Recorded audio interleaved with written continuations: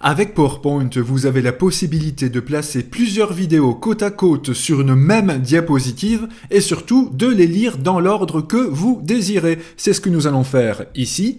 Alors, sur ma diapositive, j'ai placé 4 vidéos qui durent chacune plus ou moins 4 secondes et mon but, c'est qu'elles se lisent automatiquement, d'abord la première, puis la deuxième, puis la troisième, puis la quatrième.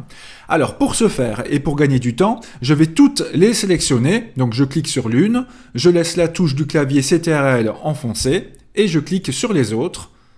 Puis je relâche le tout et ainsi les 4 sont sélectionnés. Je vais dans l'onglet Outils vidéo, lecture. Et là, démarrage, non pas sur séquence de clics, mais automatiquement.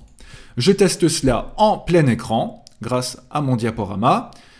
Et constatons ensemble, la première vidéo avec le petit chien se lit automatiquement sans que j'ai eu à cliquer, puis la deuxième avec le petit chat, puis ensuite la troisième, et enfin, automatiquement, la quatrième. Donc vous voyez, cela fonctionne assez bien. Alors, autre cas de figure, je veux par exemple que mes 2 premières vidéos se lisent en même temps et automatiquement, puis quand c'est terminé, les 2 dernières vidéos se liront aussi en même temps. Alors, pour ce faire, je vais aller dans l'onglet Animation, puis j'ouvre le volet Animation, car là, ainsi, j'ai la petite ligne du temps de lecture de mon diaporama. Alors, je remarque ici que ma deuxième vidéo s'appelle Vide 3 avec le petit chat. Alors je vais cliquer avec le bouton droit sur la ligne Vide 3 et je vais mettre Démarrer avec le précédent.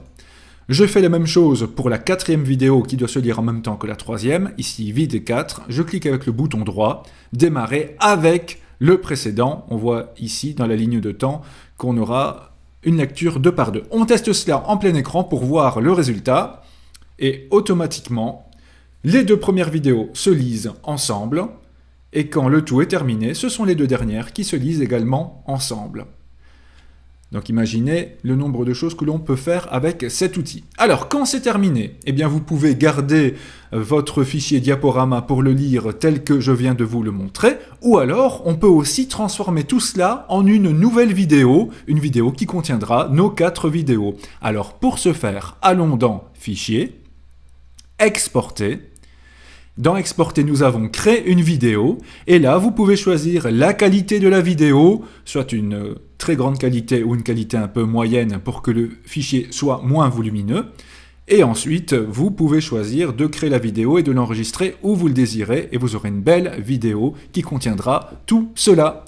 Voilà, j'espère que cela vous sera utile. À très bientôt sur cette chaîne.